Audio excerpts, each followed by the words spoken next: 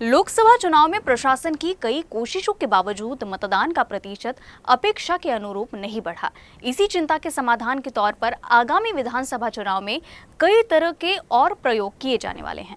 इसी के तहत नागपुर में ऐसे अपार्टमेंट है जहां 200 से अधिक फ्लैट है, वहां मतदान केंद्र बनाने की तैयारी है।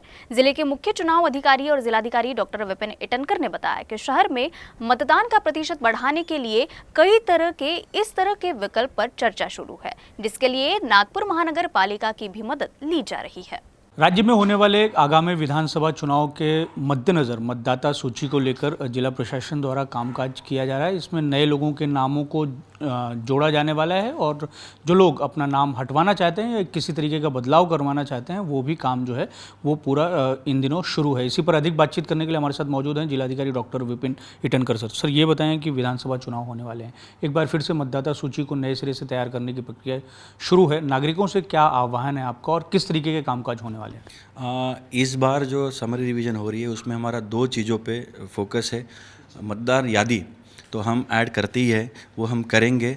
2 मुद्दों पे इस बार जिला प्रशासन का और कमीशन के स्ट्रिक्ट सूचना है कि अर्बन एरिया में वोटिंग परसेंटेज हमेशा कम होता है, हम उसको अर्बन अपैथी कहते हैं। तो जब हमने देखा कि अर्बन वोटर्स ज़्यादा दूर ट्रैवल ना करें, इसलिए हमने ये किया कि जो नागपुर ज़िले में उसमें नागपुर कॉरपोरेशन में जो बड़ी हाई राइज बिल्डिंग्स है, जहाँ पे गेटेड कम्युनिटी से बड़ी जहाँ 200 से ज़्यादा फैमिलीज़ रहते हैं या 200 से ज़्यादा फ्लैट्स है, ऐसे जगह पर हम इंडिपेंडेंट पोलिंग स्टेशंस खड़े करने का हमारा मीटिंग हुआ है। और इस बार कम से कम हम 50 से ऊपर ऐसे सेंटर्स इस्टेब्लिश करने का हमने खुद पे टारगेट लिया हुआ है। उससे फ़ायदा ये होगा कि उसी कॉलोनी में अगर कोई उनका क्लब हाउस है, कोई फैसिलिटी, वहाँ पे हम सेंटर इस्टेब्लिश करेंगे और मतदाताओं को नीचे उतर के वही वोट करना है। तो ये हमारा एक इस बार का की टारगेट है कि जिसके लिए हमने सब commissioner sir Abhijit Chaudhary sir से भी चर्चा की है, वो भी बहुत पॉजिटिव है। उन्होंने कहा कि वो हर तरह का सहकार्य जिला प्रशासन के साथ करेंगे। उसके मद्देनज़र मीटिंग्स भी हुई है जिसमें zonal officer, town planning department, tax collector सब हम माहिती हम खुद के पास ले रहे कि नागपुर में ऐसे कितने हाई राइज बिल्डिंग है जहाँ 200 के ऊपर फ्लैट्स है। तो उसकी यादी आने के बाद वहाँ के सोसाइटी के अध्यक्ष चेयरमैन के साथ हम चर्चा करेंगे और उनके कंसेंट के साथ और पॉलिटिकल पार्टीज़ को भी हम बताएंगे, क्योंकि पोलिंग स्टेशन शिफ्ट करना मतलब ये सबके कॉन्फ्रेंस से, सबके कंसेंट से होना चाहिए। तो आज ही मैंने पॉलिटिकल पार्टीज़ की बैठक ली है, तो वो भी उत्साहित थे कि सर उनके लिए भी एक अच्छा है कि वही के वही वोटिंग हो जाए।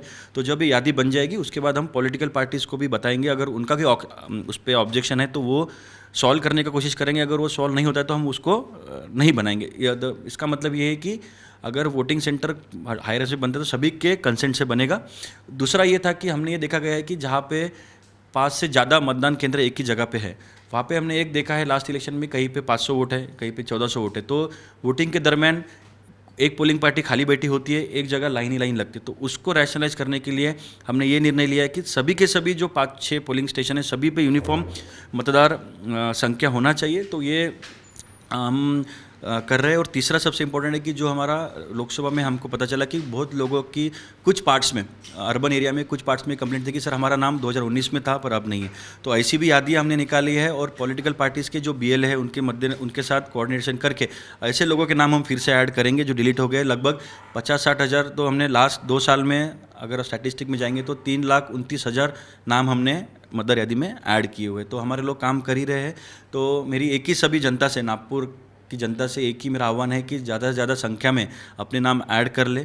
अगर किसी को लगता है कि वो उसका नाम 2 जगह हो था, तो एक जगह डिलीट हो गया, तो यहाँ पे भी नाम था, पुणे में भी नाम था, तो नागपुर का नाम डिलीट हो गया। अगर उनको लगता है कि उनको पुणे में नहीं नागपुर में मतदान करना है तो उन्होंने फॉर्म वैसा 7 भर के यहाँ पे नाम अपना ये कर ले, सो दैट असेंबली इलेक्शन के वक्त ऐसा ना हो कि मुझे तो नागपुर में वोट करना था बट मेरा नाम पुणे में है। तो ये भी मैं सबसे आह्वान करता हूँ कि जहाँ पे आपको वोट करना है वहाँ पे अपना नाम एनरोल करा ले। बाकी सभी हमारी यंत्रणा तैयार है। अभी एसएसआर का काम चल रहा है, लगभग 20-30 हज़ार फॉर्म आ भी गए हैं। अभी और 15-20 दिन हमारे पास है, उसके बाद 10 दिन का क्लेम्स एंड ऑब्जेक्शन है। तो हमारी यंत्रणा सज्ज है। इस बार अगर सब ने कोऑर्डिनेशन के साथ काम किया तो निश्चित ही जो सुखद एक्सपीरियंस हमारा देने का मानस है वो असेंबली में वोटर्स को हम अच्छा एक्सपीरियंस देने का हमारा कोशिश जारी रहेगा। सर, ये जो प्रक्रिया है ये कब तक चलेगी? मतदाता सूची में जो चीज़ें होने वाली हैं उसको लेकर, और अंतिम मतदाता सूची कब तक जो है वो पब्लिश होगी? अभी 25 तक ये चलेगा, उसके बाद 10 दिन का क्लेम्स एंड ऑब्जेक्शन है, उसके बाद ड्राफ्ट लिस्ट तैयार होगी, और जो लोग जिनका नाम अभी ड्राफ्ट लिस्ट में नहीं आएगा उनका अगस्त की यादी में नाम ऐड हम कर लेंगे।